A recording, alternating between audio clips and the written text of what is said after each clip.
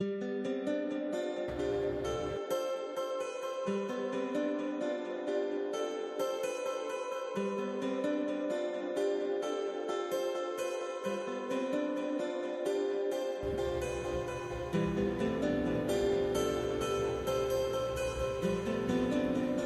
everyone.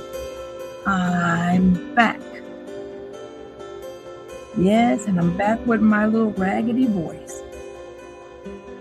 But I had to do this one here.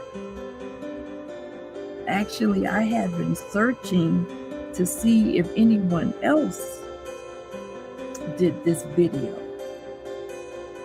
But first of all,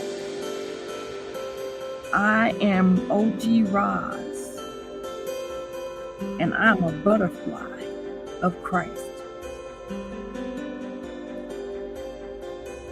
And I also love music. And we're going to discuss some of my all-time favorite artists. No, not Michael Jackson, not tonight. He is always been one of my personal favorites. But we're going to talk about some of my other favorites that I grew up with. Prince, D'Angelo, Tupac, NWA, Eazy-E, Snoop Dogg and Dogg. Let's get into this right now, but first subscribe to the channel. It's free. And share this video and also give a thumbs up. Set your bell notification symbol by clicking right on that little bell so you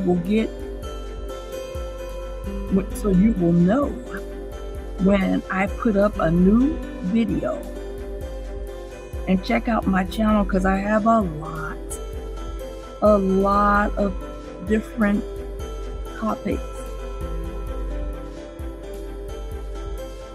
Celebrity update. I have my butterfly wisdom. I have my hair channel and my beauty secrets. And also I critique products. And let me see, what else do I have? Question of the day, although I have not uploaded anything in a while. But anywho, there's plenty for you to play around with. So if you need something to look at, go to OG Roz and the Butterfly, and I know you'll find something. All right, let's get into this right now. Okay, the man in the chair. He is Prince. May he rest in peace. In fact, just about everybody, all my favorite artists are all deceased. But this industry, it is a wicked, wicked thing. And of course, these old, imperfect bodies. I imagine that some people just die, whether they were in the industry, whether they would have been in the industry or not. People get sick and they die. It's like D'Angelo dying from pancreatic cancer. I don't think you can blame that on the industry unless you want to say his stress level caused his sickness. Who knows? But the bottom line is, these were some of my inspirations for doing music. All right. But let's get into this. Imagine walking into the home of your musical hero a place where legendary albums were created, where every room held a different instrument, where music never really stopped. We're talking about Paisley Park. I was always curious about, because D'Angelo said that Prince was a huge influence in his life for him even getting into music. So the question was, did he ever meet Prince? Did he ever meet him? Well, let's find this out right now. We're going to find that out right now. Come on, picture. Here is D'Angelo. For D'Angelo, that dream became reality when he entered Paisley Park, the creative sanctuary of the legendary Prince. And what happened next wasn't a planned concert. It was two musical geniuses speaking the same language without saying much at all. But before they officially met, fans had already noticed something special. Both artists wrote, produced, and played multiple instruments and refused to follow trends. Sorry. Prince had already changed music forever. Years later, D'Angelo emerged.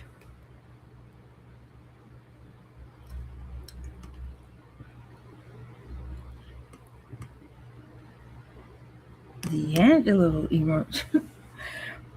He emerged with albums like Brown Sugar and Voodoo, bringing soul, funk, gospel, jazz, and rock together into something uniquely his own. Many listeners heard echoes of Prince, but D'Angelo wasn't copying him. He was building on the same musical traditions while creating his own voice.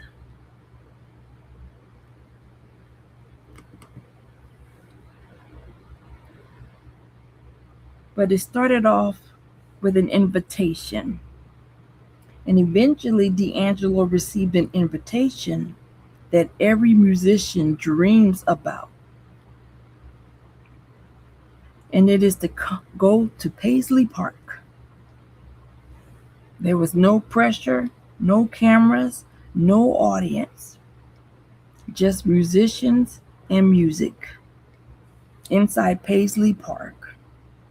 That's why there's no pictures. So inside Paisley Park, Prince was known for spontaneous late night jam sessions that could last for hours.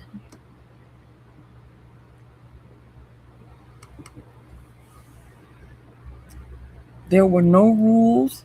If inspiration struck, you just played. So imagine the room. Prince reaches for a guitar. D'Angelo sits behind a keyboard. The band waits. Then someone plays the first chord. No rehearsal, no written arrangement.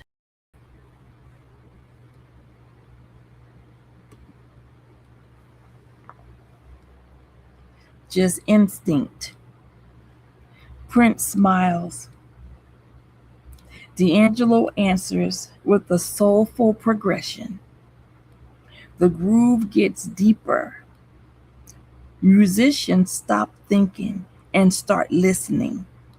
This wasn't about proving who was better. It was about creating something beautiful together. Prince respected musicians who mastered their craft. D'Angelo earned that respect. Both believed that music should come from the soul, not formulas or commercial expectations. Each could move effortlessly between drums, bass, keyboards, guitar, arranging and producing. Their shared love of gospel, funk, jazz, rock, and soul made conversations through music almost effortless.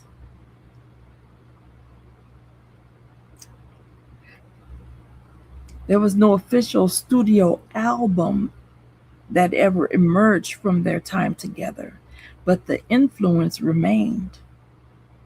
Prince continued encouraging fearless creativity. D'Angelo continued making music on his own terms, valuing artistry over speed or trends. Their connections remind us that greatness recognizes greatness. Sometimes the most unforgettable performances are the ones the world never fully gets to hear. So you have two masters, one legendary studio, one unforgettable jam session, no competition. At least it wasn't supposed to be. Just respect, creativity, and music.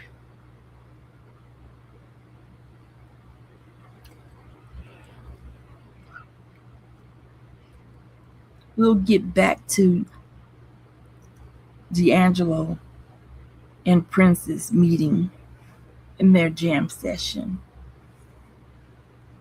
momentarily. But right now, we're going to talk about Tupac.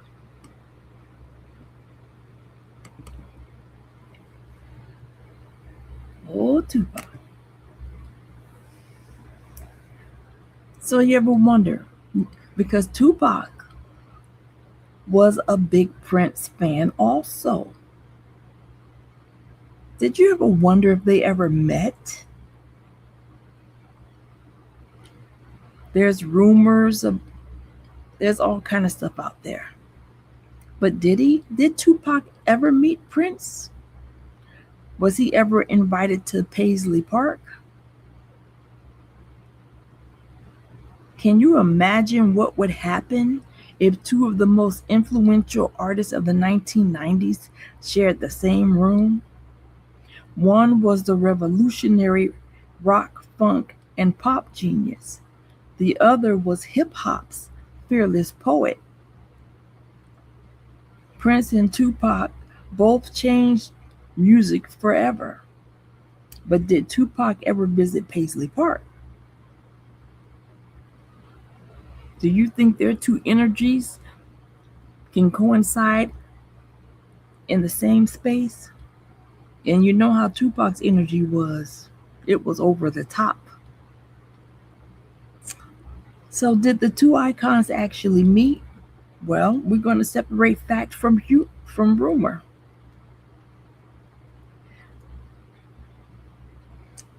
By the mid 1990s, Prince had already become one of music's most respected writers, producers, and performers.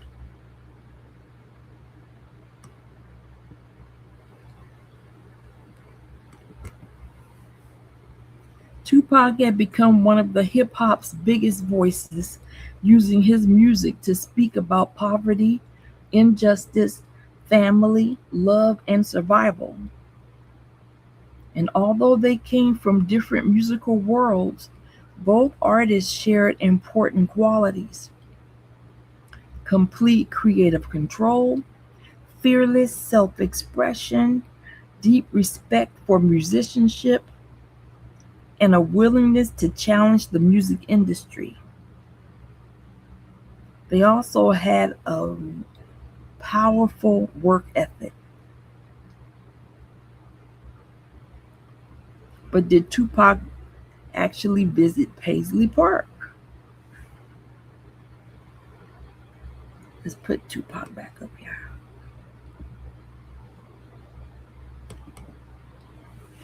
However, there is no well-documented, publicly verified evidence that Tupac toured Paisley Park or had a recorded jam session with Prince. But it's possible that their paths crossed within the music industry. But there's no reliable photographs, interviews, or first-hand accounts that confirm a visit to Paisley Park. So for that kind of a story, it's important to separate documented history from speculation.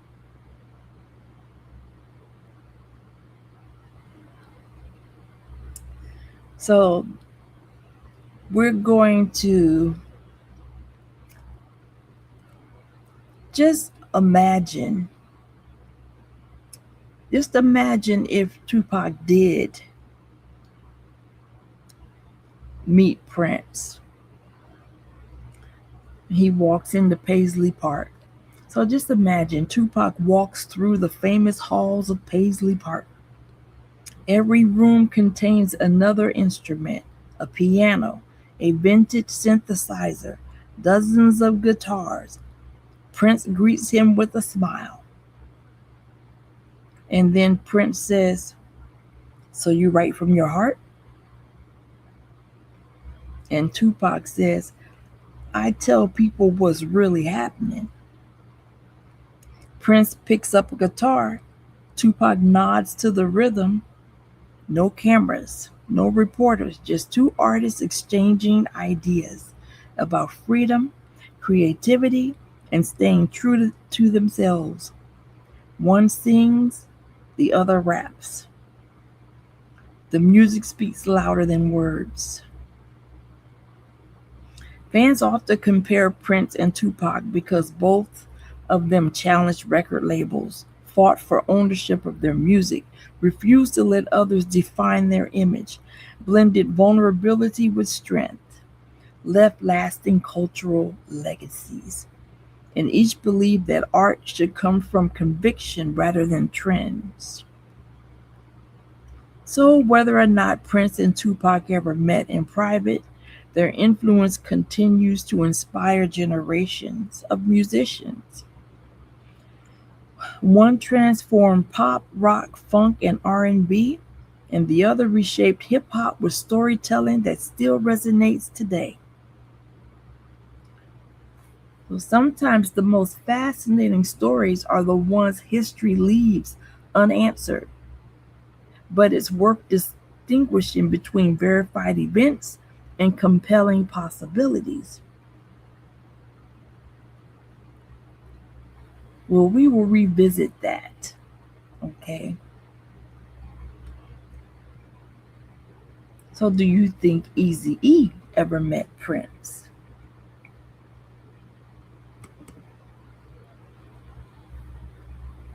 Oh, easy.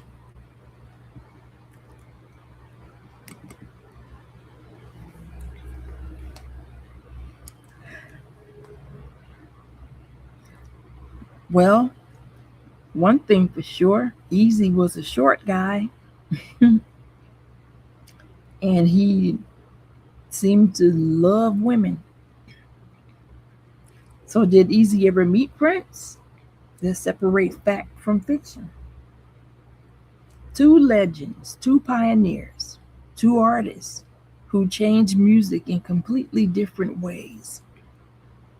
Prince revolutionized pop, rock, funk, and R&B. Eazy-E helped bring West Coast gangster rap into the mainstream. But did these two icons ever meet? Let's look at what is actually known. By the late 1980s and early 1990s, Prince was already an international superstar, known for his extraordinary musicianship, and complete creative control. But at the same time, Eazy-E and NWA were transforming hip hop with unapologetic lyrics and a raw portrayal of life in Los Angeles. Is my sound on? Please tell me it is. Hold on, let me check. All right, we're good. Goodish. Okay. So, although they worked in different genres, both challenged the music industry and pushed artistic boundaries. But did they ever meet? Well, based on the publicly available records, there is no verified evidence that Prince and Eazy-E ever met. There's no authenticated photographs, no documented interviews describing a meeting, and no confirmed collaborations has surfaced either. So that doesn't necessarily mean they never crossed paths. Both were active in the music industry during the same era and attended some of the same types of industry events. But without reliable documentation, it's best to say that their meeting has not been confirmed. Now, I know Eazy. Tupac met Eazy, and at one time, Tupac wanted to sign with Ruthless Records, but he ended up at Death Row instead.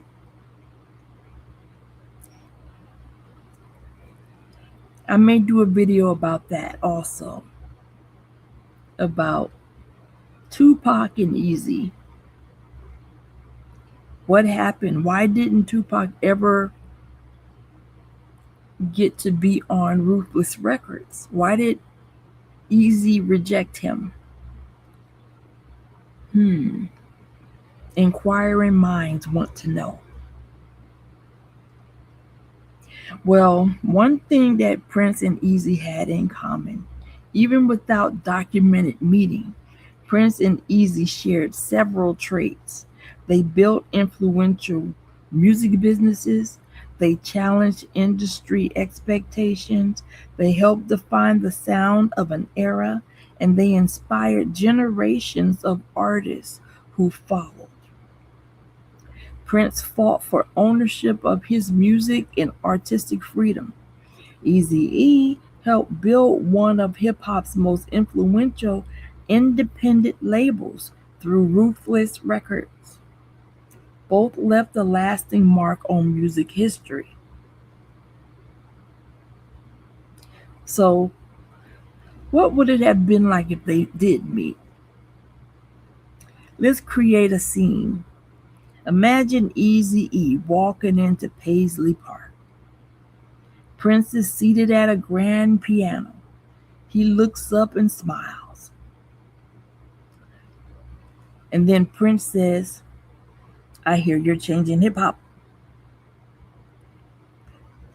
I can't say it quite like Prince. Prince talks in a deep, deep voice, and he talks real fast. I hear you're changing hip hop. And Eazy, and I hear you're changing everything else, with that raspy voice. Yeah, I love Eazy's voice. Love his voice. So Prince laughs. They begin talking about owning their music, taking risks, and refusing to let the industry dictate their creativity. No cameras, no audience, just two innovators exchanging ideas. So did Prince and Eazy ever meet? Well, based on the available historical evidence, there is no verified public record that they did. Sometimes the truth is that history leaves questions unanswered. In all these cases, What isn't in doubt is their influence. Prince transformed popular music with genre defying artistry, while Eazy-E helped shape the future of hip hop and independent music.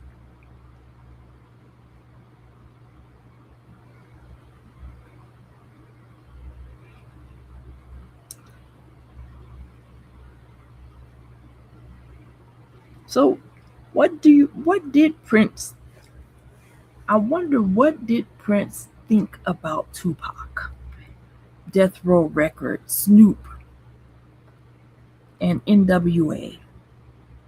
Where you at, Snoop? Snoop is in the loop. In case y'all don't know what Snoop look like, you must be from Mars. Everybody know what Snoop look like. Prince rarely gave detailed public opinions about specific hip hop artists. So for many of these figures, there are few documented statements. But here's what can be said based on the public record. Tupac,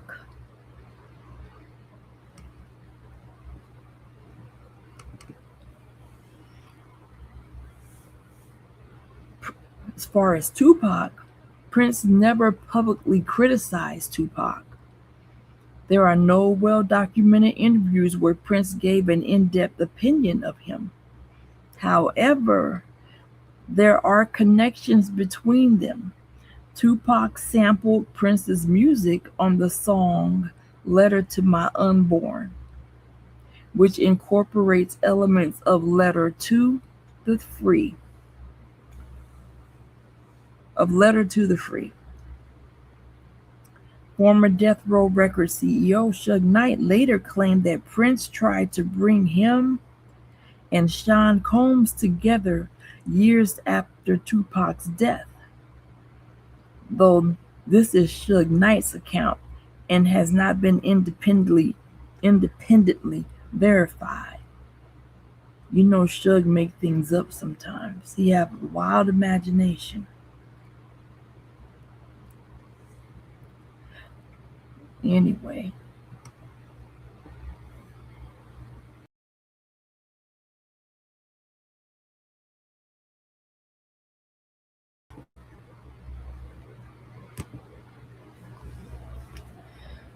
well, Prince didn't publicly endorse or condemn Death Row Records as a label.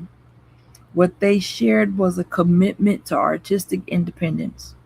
Prince fought extensively for ownership of his music and control over his career, while Death Row became known for giving West Coast artists major commercial success, though the label was also associated with legal troubles and internal conflicts. Prince and Snoop knew each other professionally. Snoop has spoken respectfully.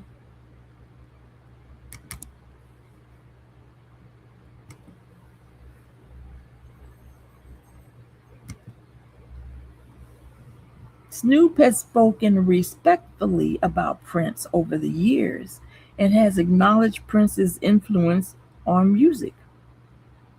They also appeared at some of the same industry events, but there is no famous interview where Prince gave a detailed public assessment of Snoop.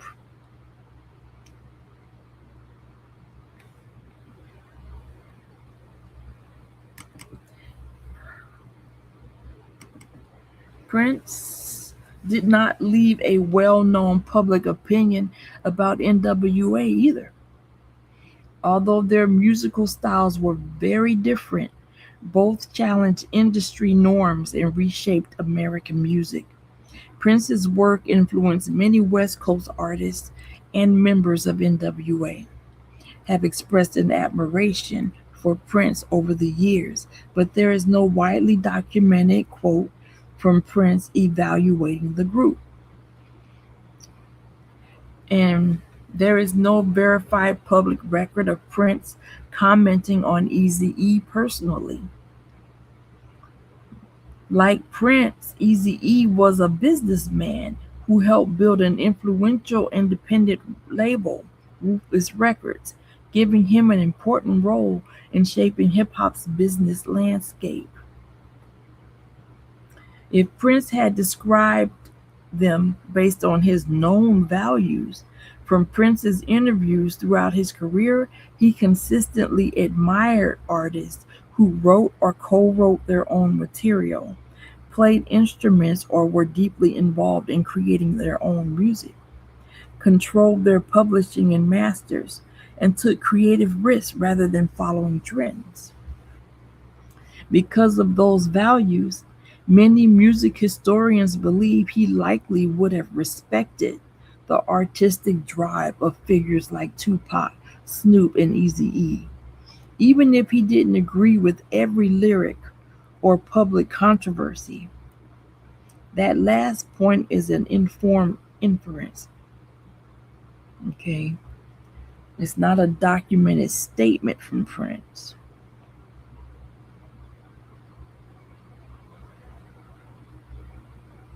So, what did Prince really think about Tupac, Snoop Dogg, NWA, and Death Row?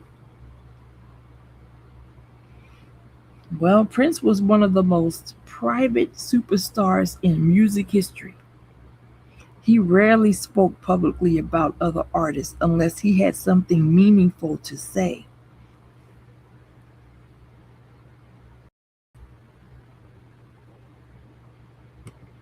And over the years, fans have wondered, what did Prince think about Tupac? Did he respect NWA? What was his opinion of Snoop Dogg? And how did he view Death Row Records? The truth is more nuanced than many rumors suggest.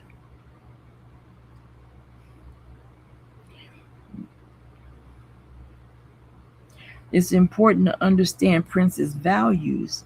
Prince believed that musicians should write their own songs, develop their own sound, own their publishing whenever possible, keep creative control over their work, continue growing instead of chasing trends.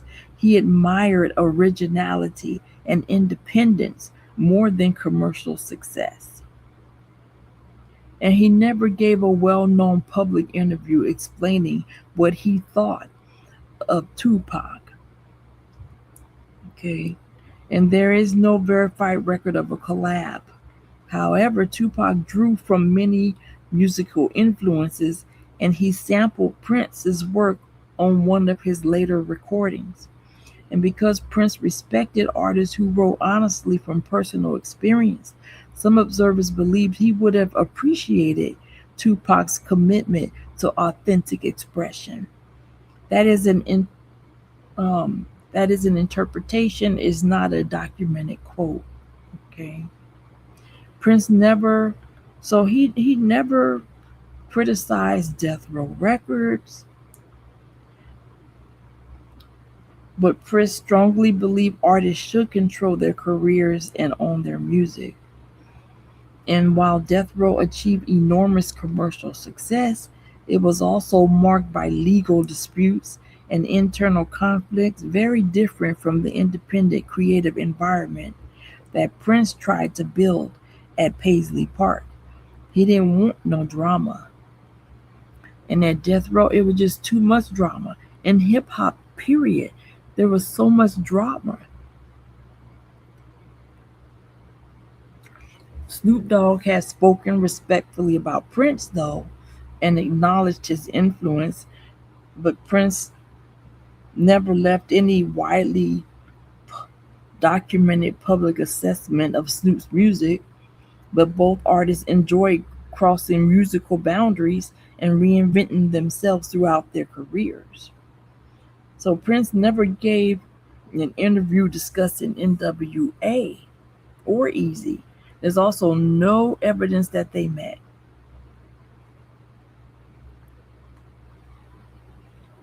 Okay. The, both Prince and Easy, they both believed in taking control of their business, even though they were work even though they worked in very different genres.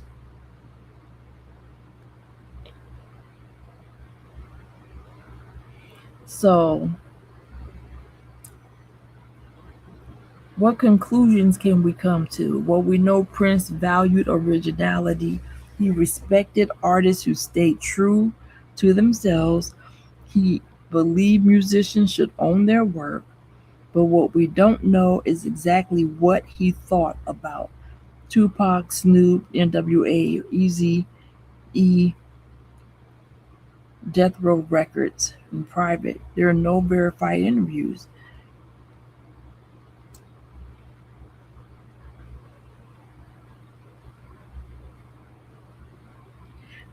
Prince left behind more than hit songs. He left a philosophy. He created fearlessly. He protected his art, and he never let someone else define his vision. So whether you listen to Prince, Tupac, Snoop Dogg, NWA, or Eazy-E, each of them changed music in a lasting way. Their styles were different, but they all challenged the industry and left a legacy that continues to influence artists today. Now, there is one long standing story that Tupac Shakur was invited to Paisley Park after a performance in Minneapolis in the early 90s. Okay. Now, I'm wondering if any of you have ever heard this story. So, according to accounts that people shared, that is part of Prince's fan community, Tupac attended a party at Paisley Park after performing at Glam Slam. And one individual who has claimed to have been present said Prince invited Tupac and his entourage to the after party, but Prince himself did not spend much time with them. The same account alleges Tupac's entourage became rowdy, smoking marijuana and accidentally knocking pictures off the wall. Yeah, that sounds just about right. What you think? But it's important to note that there's no publicly verified interview from Prince or Tupac confirming the invitation never happened. And there's no widely recognized photographs or video documenting Tupac at Paisley Park. So most of the story comes from eyewitness recollections shared years later on Prince fan forums rather than from contemporary news reports or official biographies. Plus, when you think about it, Prince would have had them all put out. He had security, okay? They in his home in the town that's loyal to him.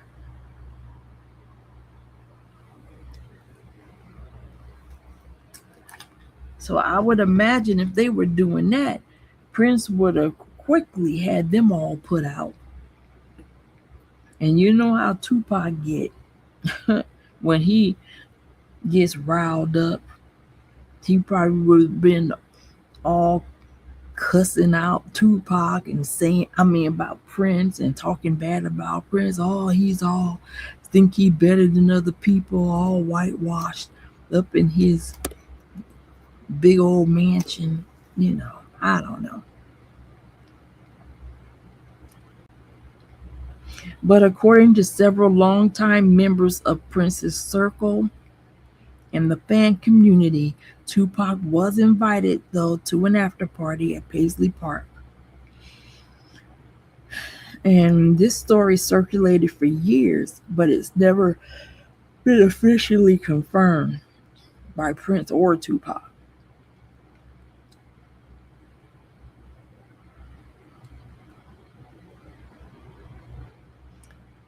All right, so let's get back to D'Angelo.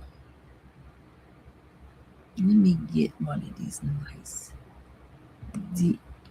D'Angelo pics up here.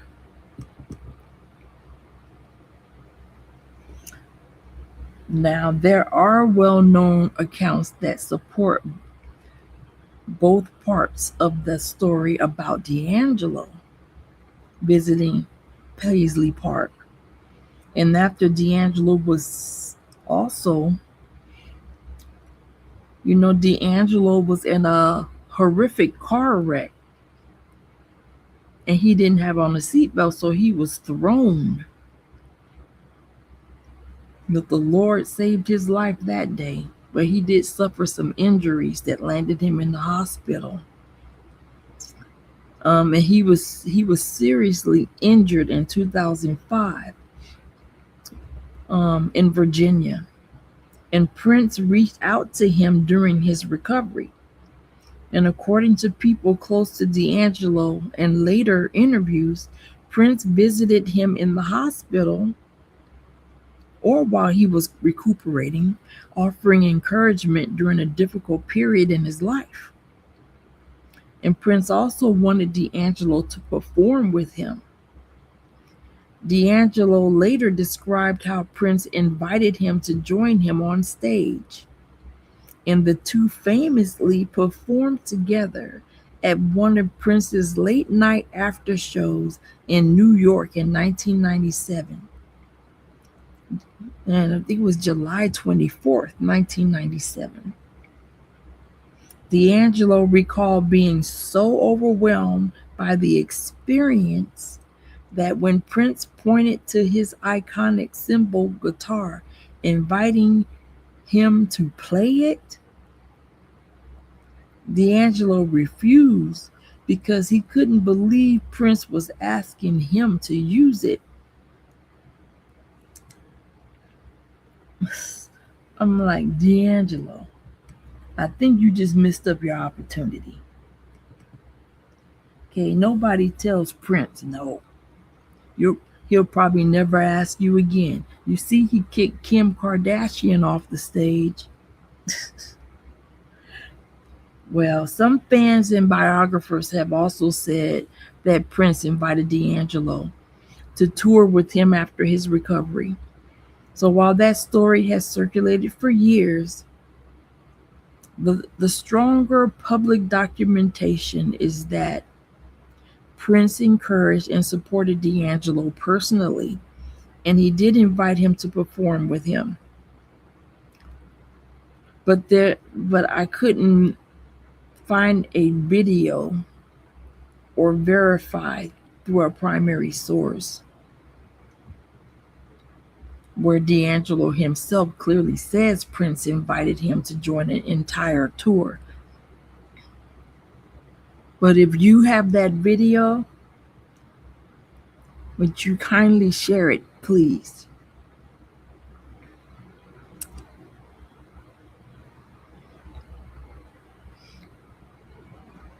But following D'Angelo's car accident,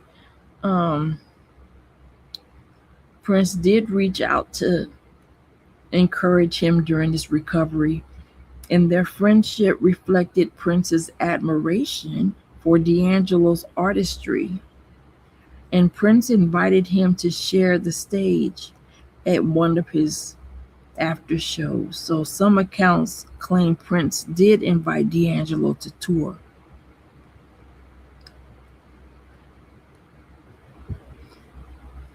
But from my understanding, D'Angelo turned him down.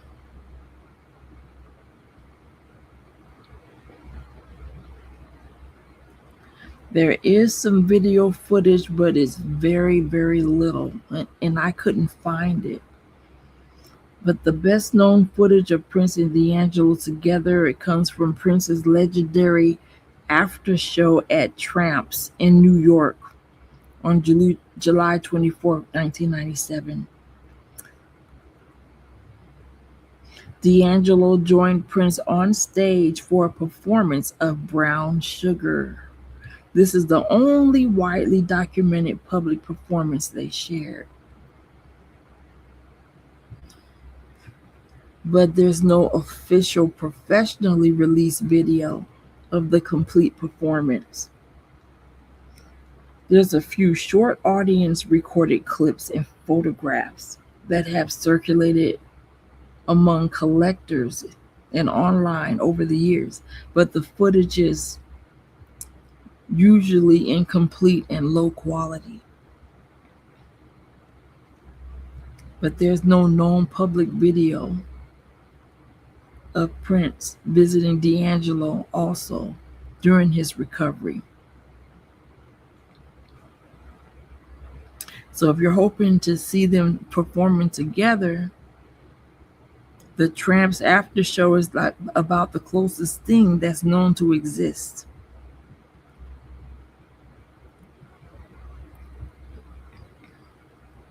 So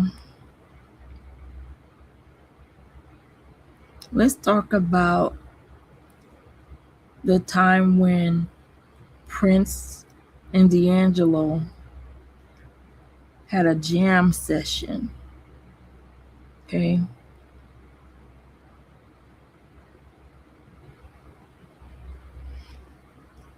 So in 1995, D'Angelo released his debut album, Brown Sugar.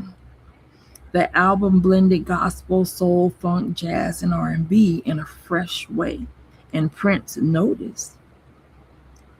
So like Prince, D'Angelo wrote, arranged, produced, and played multiple instruments. So both valued musicianship over trends. Okay, and on July 24th, after a concert, Prince headed to the New York nightclub. That night, D'Angelo, okay, I'm repeating my notes, okay.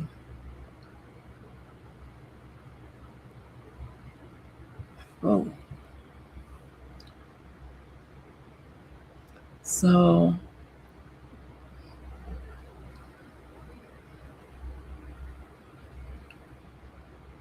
one moment.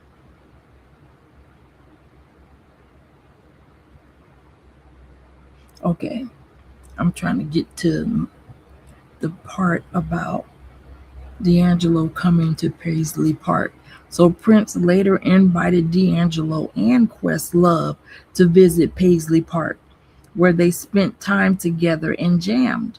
And Prince also extended invitations for future performances, reflecting the respect he had for D'Angelo's artistry.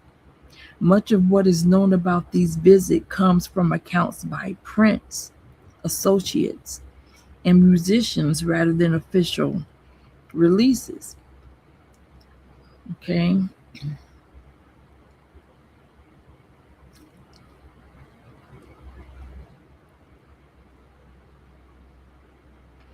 Some collaborations produce hit records. Others produce memories that musicians carry for the rest of their lives. Prince saw something special in D'Angelo, and D'Angelo never stopped viewing Prince as one of his greatest inspirations. Their friendship reminds us that true musical greatness recognizes greatness in others.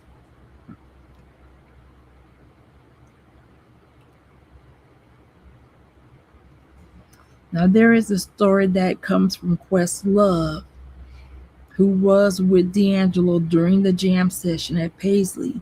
And according to Questlove, Prince began playing extremely advanced and unexpected musical ideas.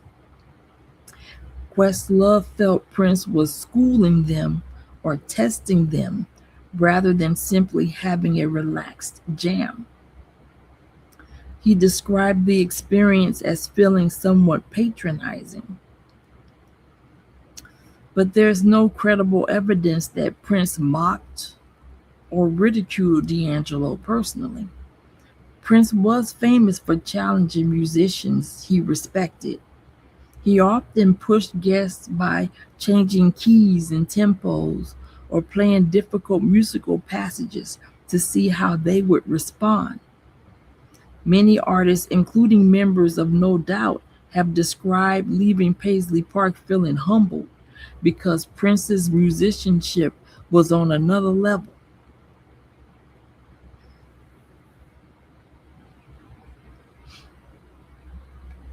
But the relationship between Prince and D'Angelo suggests respect, not ridicule.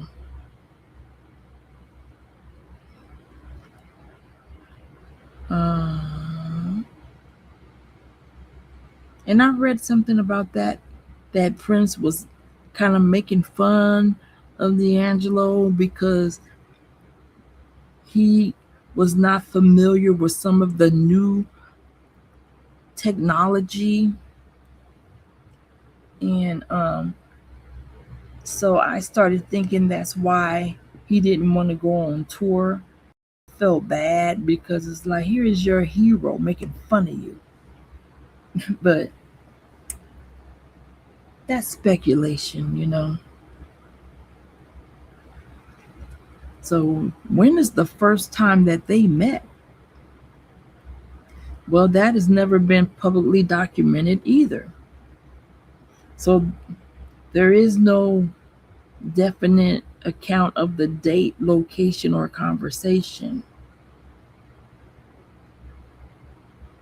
But before they met, Prince became aware of D'Angelo after the release of Brown Sugar. D'Angelo's blend of soul, funk, gospel, and live musicianship caught Prince's attention because it reflected many of the musical values Prince admired.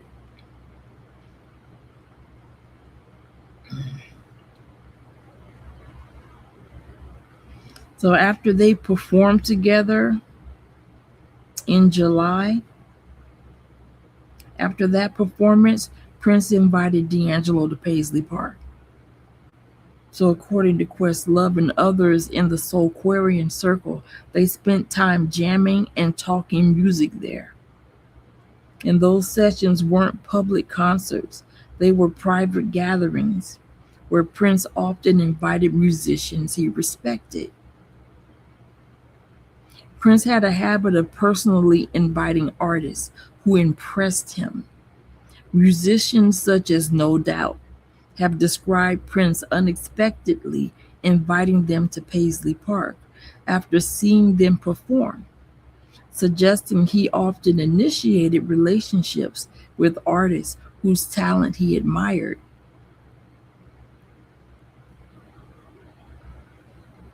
So Prince certainly discovered D'Angelo through Brown Sugar. And then they established a relationship by 1997, which was their first documented appearance together.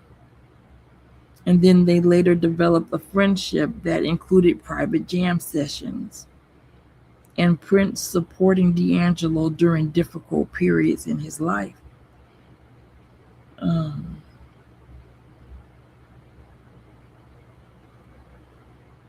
Now, my question was, what did Prince think about the Untitled video?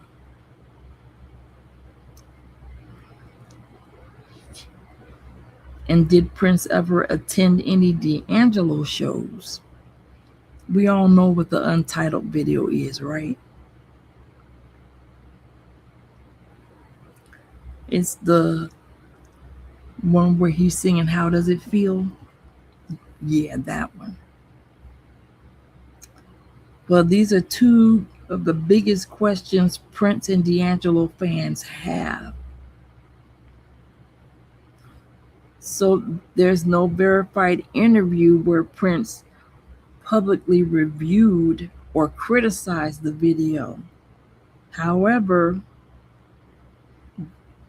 D'Angelo said that Untitled was intended as a homage to Prince's sensual style, although it was still very much D'Angelo's own creation. D'Angelo and director Paul Hunter later explained that the video's emotional inspiration was rooted in spirituality and memories of D'Angelo's grandmother's cooking, not simply sexuality. I don't believe that. How are you going to be thinking about your grandmother and you're and you're naked in the video? The two don't go together. I think he was thinking about sexuality. What do you think?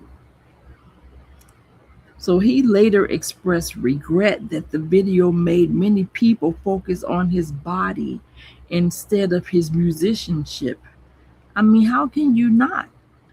He trained and lost weight to get in shape to, you know, build this perfect muscular physique, and then you don't expect people to notice. Well, he said audiences would shout for him to take off his shirt during concerts, making him feel like he was being treated as a sex symbol or a stripper rather than a musician. Yeah, I can understand that. So, did Prince dislike the video? There are rumors that Prince became unhappy after the release of the Voodoo album and its liner notes, or that he felt D'Angelo's Prince influence has gone too far. Like maybe he felt like D'Angelo was copying him. But there's no primary source, such as an interview with Prince or D'Angelo, that confirms that Prince disliked the video. Much of that story comes from fans and recollections and secondhand discussions rather than verified interviews. Now, as far as did Prince attend any D'Angelo concerts, because you know he did go to some Michael Jackson ones, and Michael was one of his biggest rivals. But there's no confirmed public record that Prince attended a full D'Angelo concert as a member of the audience.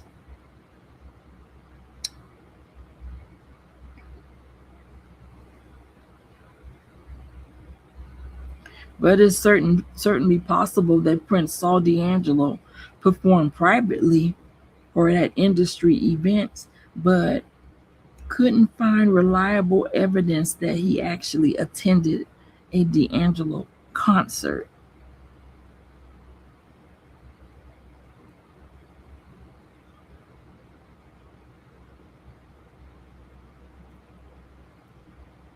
So did D'Angelo and Prince have a falling out? Well, Prince admired D'Angelo. D'Angelo idolized Prince.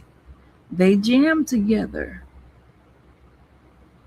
He visited Paisley Park and shared a mutual love of musicianship. So why did fans start saying that they had a falling out? Well, it's more complicated than most people realize. But Prince, after the Brown Sugar album came out, Prince immediately recognized that D'Angelo wasn't just a singer. He wrote, produced, arranged, played multiple instruments. And years later, Prince did say that I crave musicianship and I don't care who provides it. I've got no problem saying I dig D'Angelo. And that is one of the clearest public compliments Prince ever gave D'Angelo. And Prince is messy. He is not going to compliment you if he don't really mean it, as petty as he can be. So,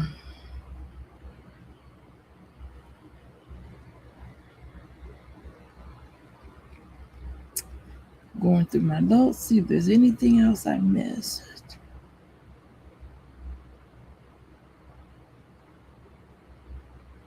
So my notes are repeating themselves.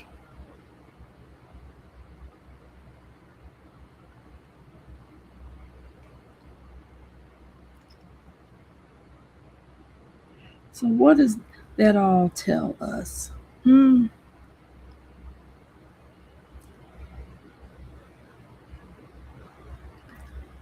Sometimes people want to pit two people against each other, especially if they are similar.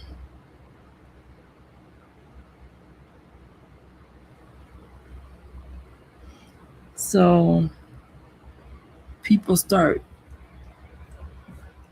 I gotta get comfortable, y'all. Okay.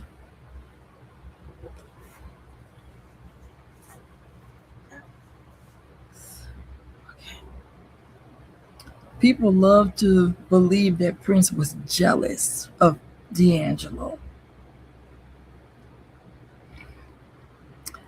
because of the success of the Voodoo album. When Voodoo was released, critics often described D'Angelo as Prince's artistic heir, and the constant comparisons can create the impression of rivalry, even when neither artist says so. Questlove described Prince as extremely competitive and said Prince would challenge visiting musicians. But some people think that this is just Prince trying to put D'Angelo in his place, letting him know that you might be good, but you'll never be as good as me. However, Questlove's stories are more consistent with Prince's reputation for testing musicians that he admired than with personal jealousy.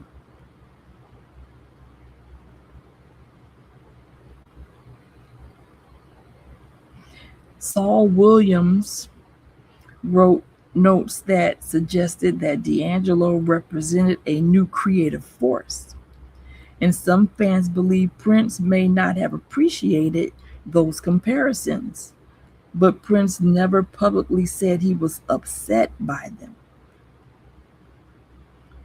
Was Prince competitive? Yes, he was. He was even competitive against The Time, his own band that he formed. He challenged artists such as Eric Clapton, Larry Graham, and many others, not necessarily because he disliked them, but because he loved musical excellence. But many musicians have said that if Prince invited you to play, he might push you to your limits. That was part of his personality. So Prince respected his talent, D'Angelo's talent. Prince challenged D'Angelo musically, but there's no verified evidence that Prince was jealous or felt threatened by him. It is possible that Prince enjoyed the healthy competition that comes from meeting another exceptional musician.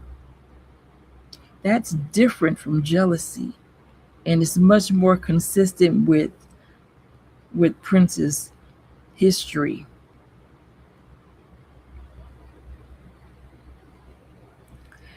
And that's just about all I have on this tonight. It's been an hour.